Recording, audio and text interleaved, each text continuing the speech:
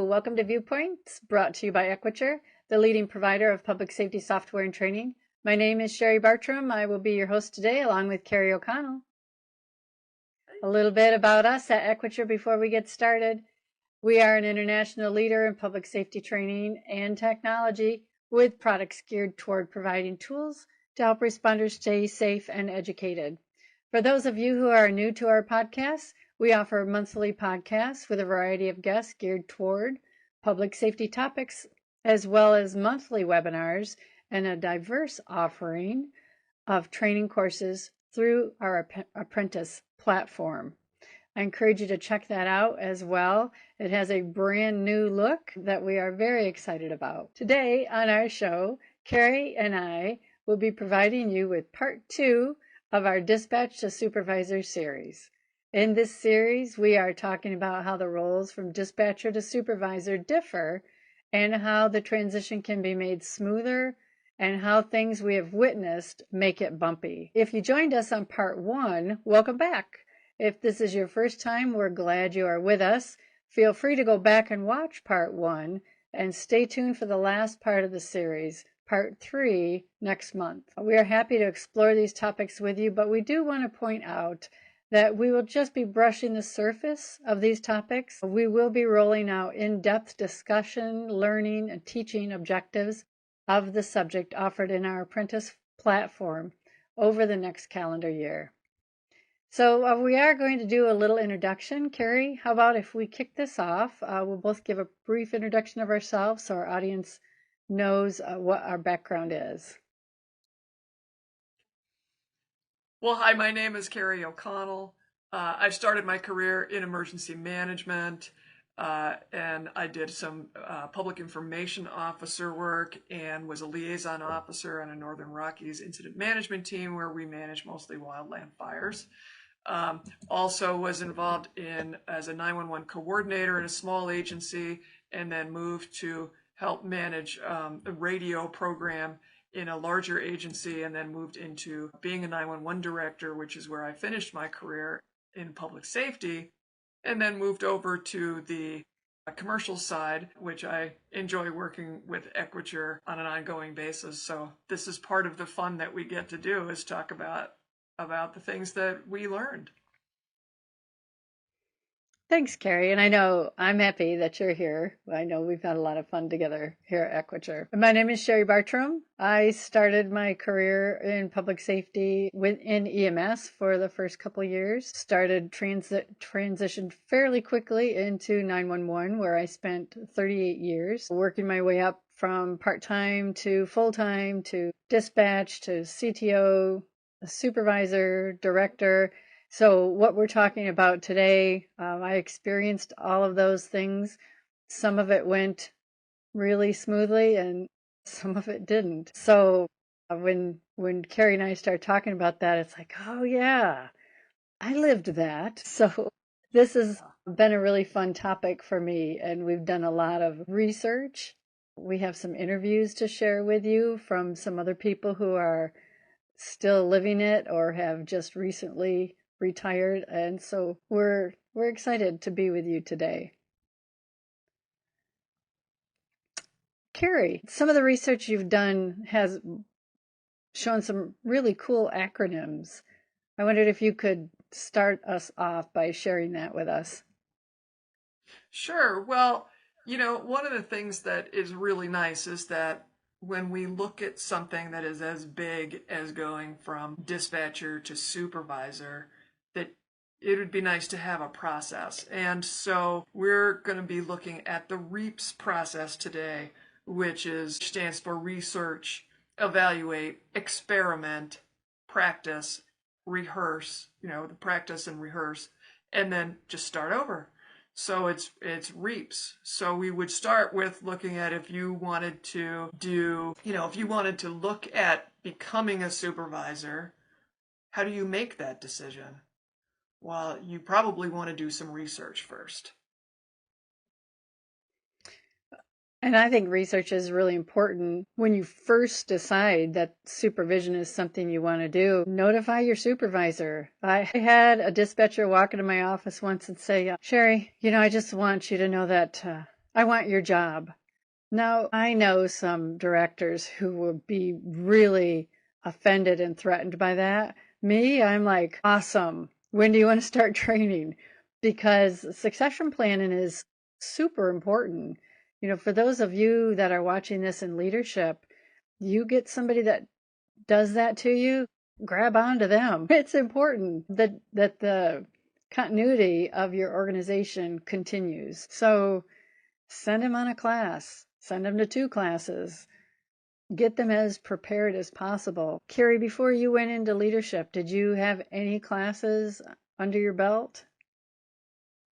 I did. I did have some leadership classes. But, I mean, I think the best leadership classes are the ones where you can actually role play.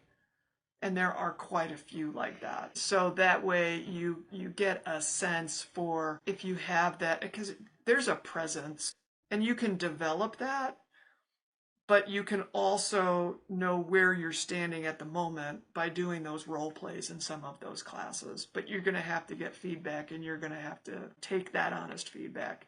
And that's where those classes are really good. Yeah, just her Supervisor 101 class. I always took it to heart, when they said, you can't be friends with your employees. And I'm like, well, what do you mean? If I get promoted and my employees were my friends, what do you mean? Yeah, I mean, I can't be friends with them anymore.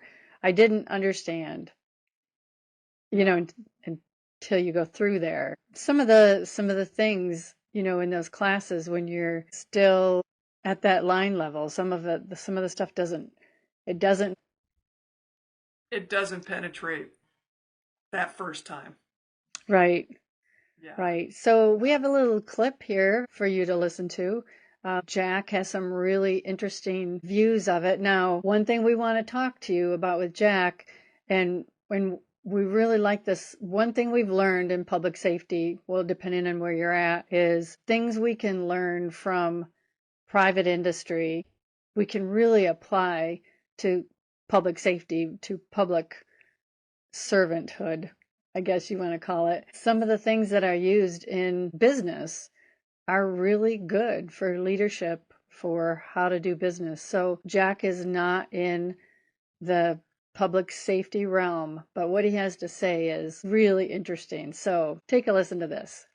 What does the next step look like? What do I need to do to take the next step? Or even do I want this, next role? That general line of questioning, I think, is really common across industries, whether that's EMS or, in a more corporate environment.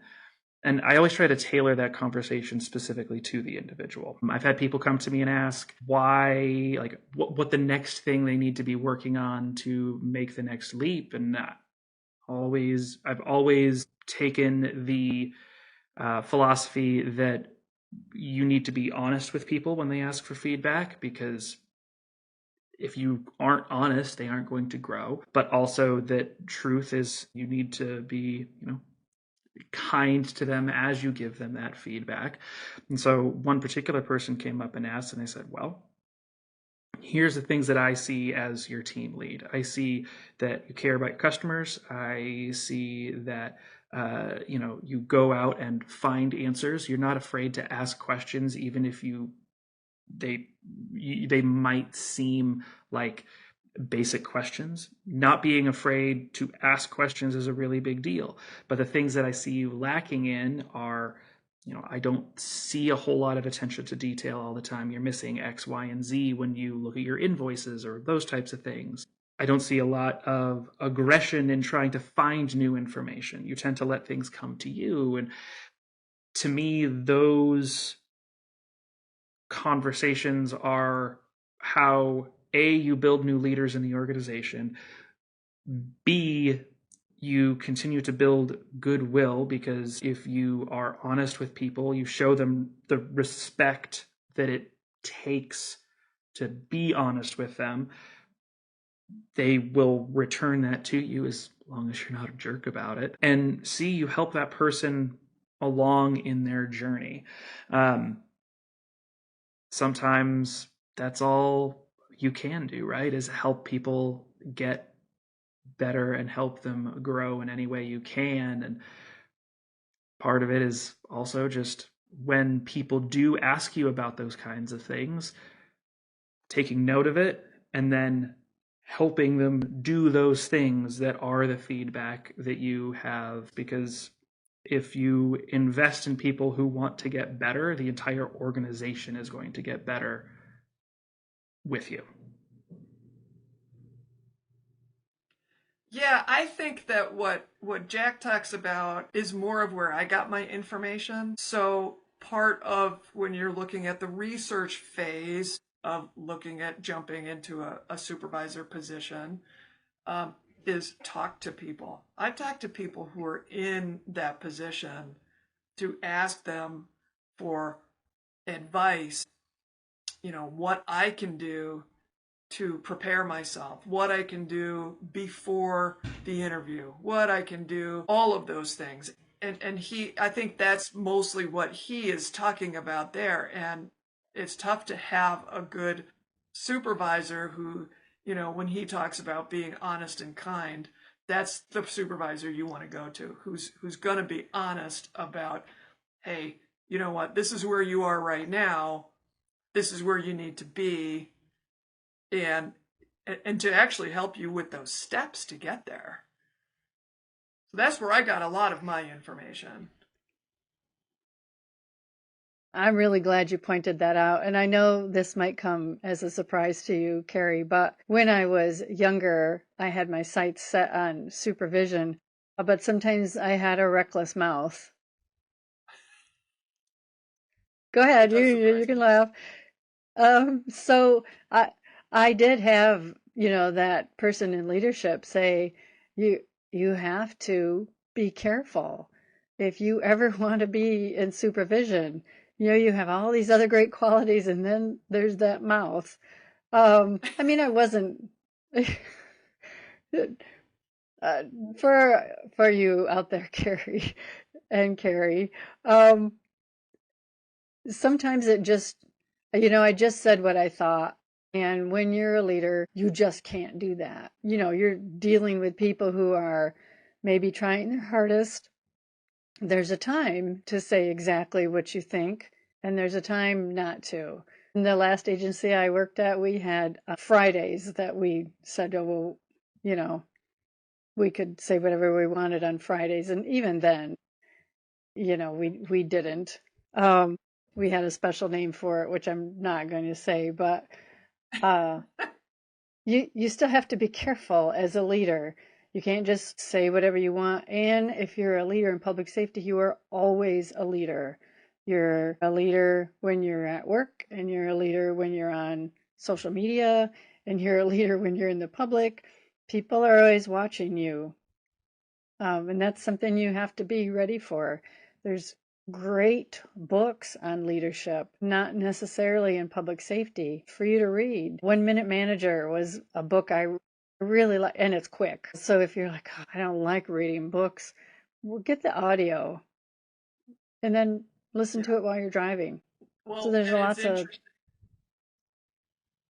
Yeah, it's interesting because I listened to someone on leadership who said, hey, if you read for 6 months straight every book you can find on leadership, by the time you're done with those 6 months, you're going to be more of an expert than most of the people who you work with. And I took that to heart, and I read a lot of leadership books. I mean, we could list tons of them that between you and I, we've read. But I also think it's interesting, Cherie, because you can't quite research everything, can you? No.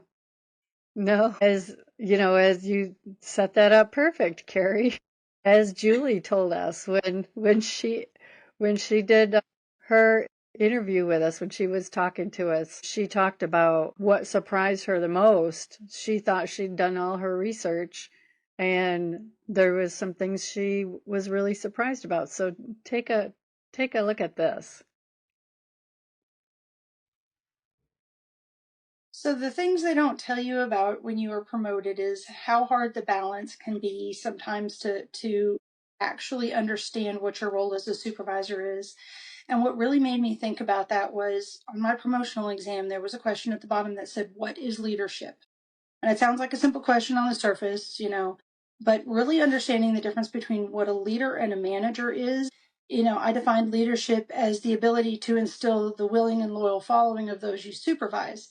And again, sounds like a simple answer, but being able to find that balance of having to take corrective measures when necessary to keep people, in check with policies and procedures and keep to deadlines, that sort of thing, versus, really being open-minded and strong active listening skills, because you need the trust of those you're with. They need to trust you, but you don't need to be so rigid and inflexible that you can't shift to another direction where necessary. And nobody really tells you how challenging that particular skill can be to develop. There's not a class that can teach you how to balance all of that. You can learn how to be an active listener and those sort of things, but it's very interesting to try and on the fly switch to that mentality and really understand that you're not just there to bark orders out at people and issue, counselings and that sort of thing when people maybe go astray, but that there's a whole lot of elements to it that are nuanced, and there's no answers that are necessarily black and white. It seems like most of the answers were in the gray, and that was something nobody ever really conveyed to me, and I found that one surprising. So that was Julie's discovery when she took that first promotion, how surprised she was. And, in her own words, no matter how much research she did, she couldn't prepare for that piece. So when you realize that there's things you can't prepare for, like we've just talked about, you still have to understand your own self. You have to look at your own self when you're getting ready to take on a supervisor role and evaluate you. You do your research, you think, okay, well, that's the job I want. You interview other people, you read. Now look at your own self. Well, right. And I think it's really important once you do that research that you evaluate how you personally fit into that role. Does that role align with your goals, your values, your skills, with the understanding that skills can be developed? So you have to look at where your skills are now and where they need to be. So the skills part is really difficult. Don't discount that you don't have them at the moment, but your goals and your values don't generally change. So if these don't align with your goals and your values, you might want to reconsider that maybe you just want to stay as a dispatcher.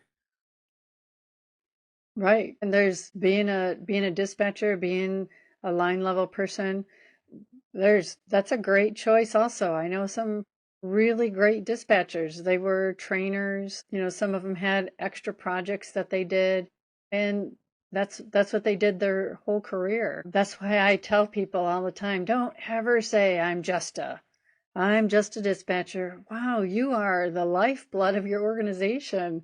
Right.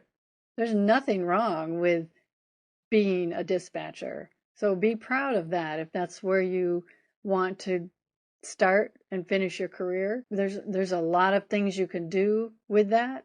There's a lot of things you can learn and go in and out and perfect and the next generation of dispatchers, because you really have to know if you take that supervisor position, how that's going to affect your personal life.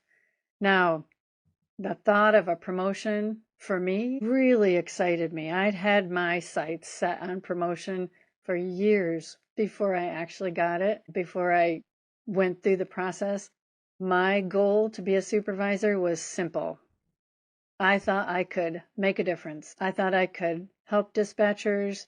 I thought I could institute change that would make things better no matter where I was. That was my goal. I never once took into account how it might affect my personal life. Not once. And boy, it really had an impact on my personal life from the very first time I took it to my very last job. Yeah, Huge impact. You see, especially, if we don't handle the accompanying stress, then your health starts to go down, and you take those 11 o'clock calls and you have to go in for hours in the middle of the night. Yeah. So you have to know. I agree. You have to be ready. I agree. It is difficult to understand and be ready for how it affects your personal life. Yeah, and it's different for everyone. Some it's going to impact in a positive way, and some it's going to impact in a negative way. And sometimes there's that, we can just look for that balance. But sometimes when you're evaluating what you've researched, if you feel like you're getting excited or about this type of thing, or if it just makes you anxious, sometimes we kind of look at when we get anxious or when we get excited, we think it's anxiety, but it might not be. You might just be excited for the thought of being able to be in that position and make a difference. And there's only so much difference you can make, but you can make quite a bit. So it's really tough when you're evaluating what you want to do and what you've learned so far to really interpret your emotions in the right way, and don't be too scared away if you think that I'm just getting anxious, because you might just be excited for the opportunity. Right. And Kerry and I talked about this story before we started today of the supervisor I had when I first became a supervisor. Now, not the chief. The chief I had when I first became a supervisor was an incredible mentor. His name was Randy. He really was my first public safety mentor as a leader. But my supervisor used to sit and play, so this is a long time ago, Minesweeper and solitaire and get her nails done and get her dog's nails done. And I used to watch that and I was like, oh, well, that'd be cool.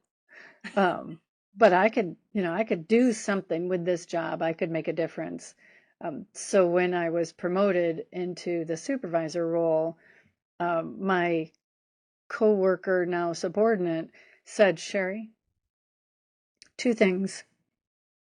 Don't ever forget where you came from and bring us candy. Those were the 2 things she wanted me to remember. I never forgot where I came from. And that's something, if you're ready to take a promotion and go for that promotion, you have to remember the dispatchers are the lifeblood. Any line level position, it's the lifeblood of the organization. You may become a supervisor, a director, high up in the organization. If your line level people don't feel valued and they're not doing what they need to do, your organization won't succeed. Very true. Very true. So when you go through the research and then you evaluate honestly if they align with your goals, your values, your skills, if it's going to fit into your personal life, perchance, for what you can tell, if it excites you, well, then there are the next phase that maybe you're still not kind of sure. Well, let's look at some experimentation and seeing what that looks like. Maybe you have someone that you can go to and use as a mentor as you look at developing the skills that you've already evaluated you are missing. So maybe you look at inside your dispatch center, see who can be a mentor, or outside. What did you have a mentor, Cherie, when you were looking at moving up? No, I actually did not. Not until I actually was promoted, and then I had the chief, that I just mentioned. He was a fantastic mentor, but not until then. Now, once I was preparing for that interview and that promotional process, there were people I went to, and I said, what about this? What about this? And I had a lot of leaders in different organizations, in different PSAPs, different sheriff's department, police department around me that I went to. But that's not what Kerry's talking about. those were more preparing for the oral interview process. What Kerry's talking about is true mentorship that you can start, as soon as you have your sights set on someday I want to be a leader in an organization. What do I need to do? That's what you're talking about, right, Kerry? Oh, absolutely. And I will say this, what I found is I used people as mentors, not as formal mentors. So I wouldn't go to them and say, hey, would you be my mentor? I found people that I wanted to emulate, and then I would try and be as close to them as possible. But it's very interesting because as you go on your journey, you find that you're going to have multiple mentors. So you might have one mentor for one aspect of what you're looking at, that they're really good at that. And there might be somebody else that's really good at another aspect. And so don't be afraid of that. And then the only other message I have about mentorship is for supervisors, current supervisors, if you're listening, and that is be a mentor. Be the kind of person where you are bringing people up, because that's how your agency also succeeds. Is you've got to have people coming up. You've got to help them improve and get better. And if you are too off-putting and keep people at a distance, you need to adjust what you're doing so that you can help other people move up and be good supervisors. Positive mentors, like what Kerry's talking about, are great to have. I think they're better than the negative role models. Not sure that's the right term, but you all know what I'm talking about. Yeah. Those people that you look at that were either over you or around you that exhibited leadership qualities that you were like, no, that is not who I want to be. But you have to be really aware of that, and you have to be intentional to not become that person who, was maybe your leader, maybe your first supervisor, because, we are creatures of habit, and we may possibly have the unconscious path of following in the footsteps without realizing it. So you have to be really aware not to follow in those steps, and place yourself. I always wanted to be transparent, be above board, be above reproach, have high ethics, so that I would never be accused of playing minesweeper when I should have been working. And along these lines of experimenting, there's projects. So we talk about when you have your goals set as a leader, be that leader, be that informal leader before you have the formal title, and sometimes you can get yourself ready by asking for projects. Like, is there anything I can do around here that would help? That would help the center, that would make a difference. Yeah, no, that's the truth, because we know there's plenty of projects at every agency. There's so much that is not getting done. So let's look at, I always look at updating policies. Well, the policies are always out of date. So offer to update just one policy and say, hey, would you like me to look at that? I'll send you a draft of what I come up with. Things like that. I mean, there's all kinds of public interaction type projects. Maybe you do job fairs, go and man the booth for a job fair, or help with sit-alongs if they have the public come in and do sit-alongs, help with that. There's all sorts of projects that people can come up with. You do have to check your motives, though. You don't want to take on projects for overtime. Christmas is coming. I want that project. I'll take that project. I'll take that project. 20 hours overtime. Sorry, boss. You gave me all those projects. That's going to send the wrong message to your leadership for sure. And then leaders, one thing I want to, as a director myself, retired director, I want to point out that when you give staff projects, you really have to keep your hands off. You can't look at it and say, wow, great job. Thanks so much for doing that. And then redo it because you didn't like the way it was written. You didn't like the format it was in. You know, as leaders, we have to learn that there are lots of right ways to get to 4, or 10, or, whatever example you want to use. Just because they don't dot their I's and cross their T's the way you would doesn't mean it's wrong. If there's a special format you want some document in, tell them how you want it, and then, ask them to tweak it. But otherwise, keep your hands off it. If they give you something and you didn't give them those parameters, and then you redo the whole thing, you have just made the whole point of giving a project to a future leader pointless. That's something I've seen a lot. It's like raising kids, oh, thanks for sweeping the floor. And then they go out and you sweep the whole thing because you didn't like the way it was done. We have another clip here to show you. Jenny was a dispatcher, and she was identified early on as a potential leader by her manager, but she resisted for quite a while. But listen to her story on projects. Learning opportunities as you're transitioning into being a supervisor, I think are really important.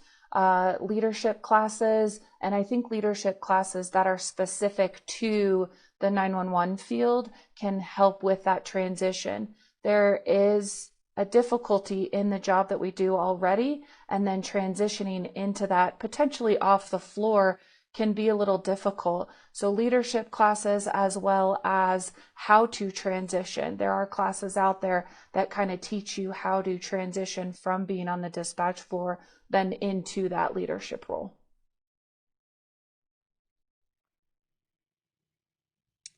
Okay, so Jenny's story on projects and wanting projects and having projects assigned to her while she prepared for the leadership, that's just one of many stories that you can look at and prepare. Remember, being a leader, if the goal of a person to be a leader is the title, you're going to get discouraged.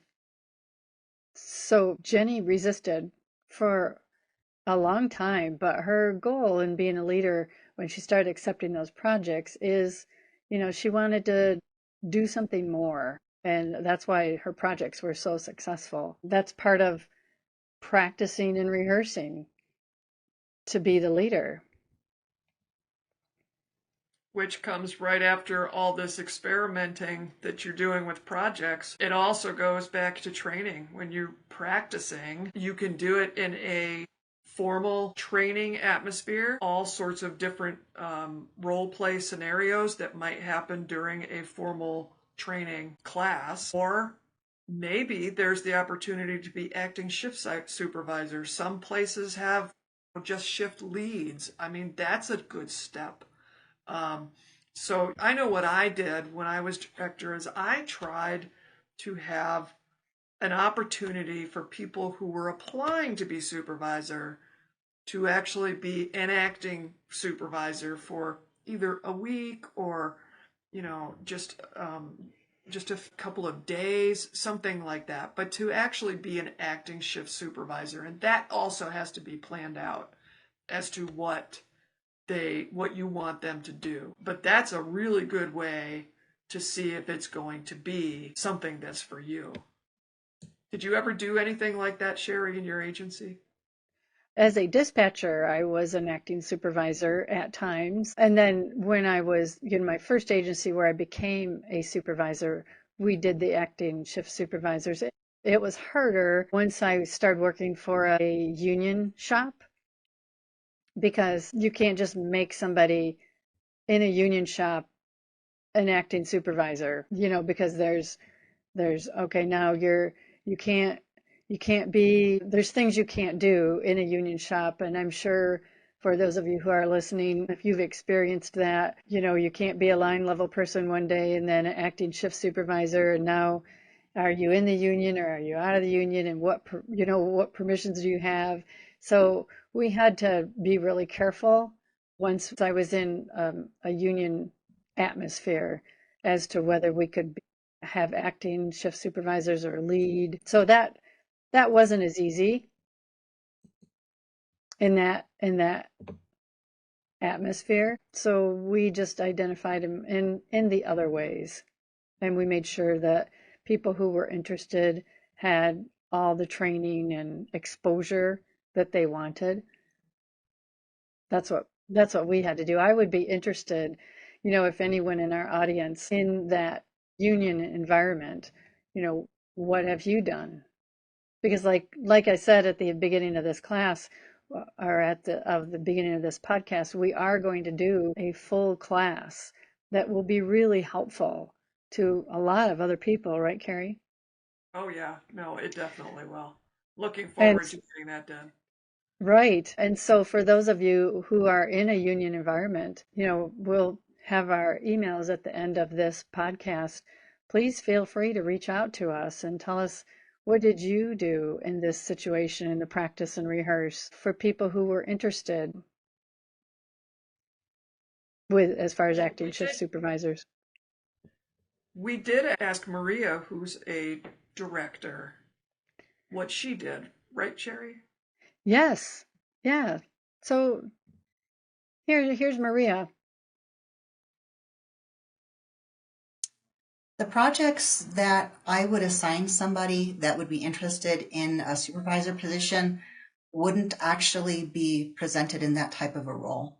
When I'm working with different persons on staff, I'm looking for who is actively pursuing additional projects, those that say, hey, I'd really like to help, what can I do?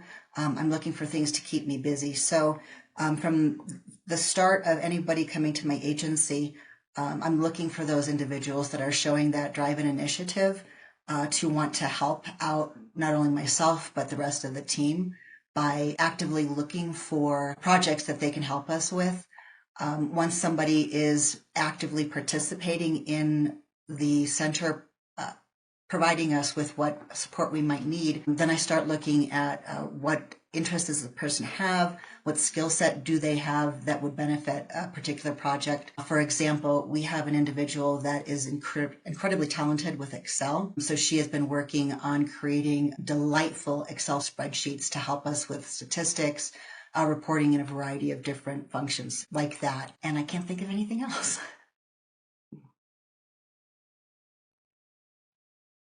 And listening to what Maria has said also reminded me that when I was doing promotions, if it worked with the hiring process, the promotional process, I would actually do a scenario as part of the interview. So I do the interview, and then as I would bring them in separately, and we would have role players for a scenario that a supervisor might have to deal with. And so you would say, okay, this person over here is someone that you've dispatched with for 10 years, and you've always been very good friends with them, and now they have done this that you need to have a conversation about. And I don't know why I never incorporated that into a more formal training scenario. Instead of just having everybody stress about it during the promotional process, why we can't do something like that as part of a normal, anybody who wants to be a supervisor, let's do some role playing. Hey, we're going to take this hour. Let's everybody come in, because they can't be on shift, obviously. So just come in and we'll do some role play. And it's just part of practicing before you get into that. And the more you practice, it's like going to Toastmasters. Public speaking is a terrible thing. Everybody's nervous about it. But the more you go to something like Toastmasters, where there's often strangers there, and you have to get up and speak anyway, the more you speak, the better you get at it. The more you role play, the better you get at it. And I just think that's a whole part of this process that we probably need to incorporate on a more regular basis. Did you ever do anything like that in your agency, Cherie? We did. You're talking about the whole scenarios.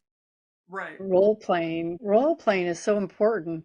And when people really get into it and they're the tough employees, and they come right back at you, it's kind of fun. It's fun for everyone to watch because wouldn't it be nice if, we never had employees who got back in our faces? Actually, those employees are probably easier to deal with than the passive aggressive ones who look at you and smile. Okay. And then doing role playing with those who come behind you, the secret poisons, doing role playing with those is probably more important. And I think, we probably don't address that like we really should when we're doing practice and rehearsing. Yeah. But I agree, it probably should be done more than it is. Yeah. I mean, it just when you look at this whole process that we've outlined, between the research and then evaluating the research and then experimenting through, talking through mentors and other projects in ways um, to help with that whole attitude of leadership, and then practicing this like we're talking about now, really it never ends, does it? I mean, because It you have does to not. start over. You have to start over and go, okay, now I found new things I want to research, right? So you can sit in a role play situation and go, how do I deal with these passive aggressive people? I didn't deal with that well. Well, and it makes me think about when I did critical incident team training, it was very intensive where, I mean, it was the people who took it were law enforcement. It was about dealing with people who were in mental health crises. So it was ways to intervene when people were in mental health crisis. We did a ton of scenarios. So you would be in a team because you generally weren't acting on your own in these particular incidents because there tended to be backup when you were dealing with these people. And you would go through these incidents, through these scenarios, and then you'd come out and you would assess what you've done, how you wanted to change things, and you could actually ask and go and do that scenario again. But it was just a constant practice. I mean, they were hard to set up because you needed so many people. So you weren't doing those, on a daily basis. But you go through that, and then you finally, towards the end, you're going, there's so much more I don't know, that then you start an entire new process of researching and evaluating and experimenting and practicing. And so you're always starting over. You're always repeating this process, and it really should never end. You should always be in a learning mode. You always have to be wanting to learn more about. There's so much. I think that's what's so great about 911 is you never run out of things to learn about. I agree. Even when you've made it. Oh, now I'm a supervisor. No, no. That's when you really dig in and you have to really push.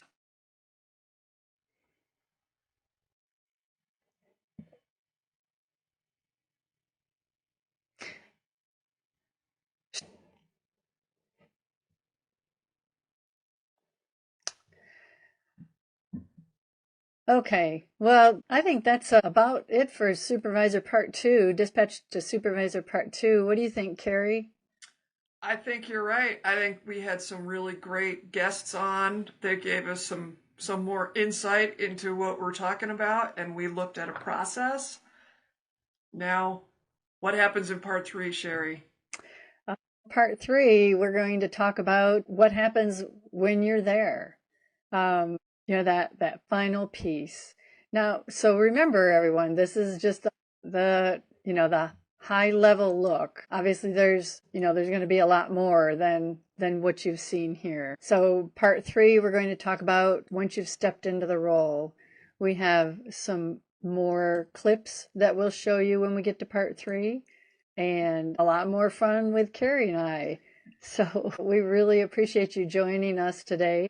Stay tuned for our part 3. Will be coming up, like we said, in the next month. And please feel free to reach out to us. Our emails are there on the screen in front of you. If you or anyone you know would like to explore the possibilities of joining us on a podcast, a webinar, or even explore presenting a course because you have that desire to make a difference, to reach out and teach something that you're passionate about, reach out to me, cbartram@equiture.com or ko'connell@equiture.com. Both of our emails are there, and we'll chat with you until we talk to you again next time. Thank you and have a great day. Bye. See you next time.